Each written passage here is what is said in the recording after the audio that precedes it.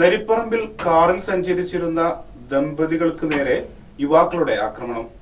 കഴിഞ്ഞ ദിവസം രാത്രി 10:45ഓടെയാണ് നരിപ്പറമ്പ് ജംഗ്ഷനിൽ വെച്ച് ആലുവയിൽ നിന്നും വേങ്ങരയിലേക്ക് കാറിൽ യാത്ര ചെയ്യുകയായിരുന്ന കുസാറ്റിലെ പ്രൊഫസർമാരായ ദമ്പതികൾക്ക് നേരെ മർദ്ദനമുണ്ടായത്. യുവാക്കൾ സഞ്ചരിച്ച ബൈക്കിൽ കാർ ഉരസിയെന്ന് പറഞ്ഞുള്ള തർക്കത്തെ തുടർന്നാണ് കാറിന്റെ വിൻഡോ ഗ്ലാസ് തകർത്ത് ഡ്രൈവർ സീറ്റിലിരുന്ന നൌഫലിനെ മർദ്ദിക്കുകയായിരുന്നു. മർദ്ദനത്തിൽ നൌഫലിന്റെ കഴുത്തിന് പരിക്കേറ്റിട്ടുണ്ട്.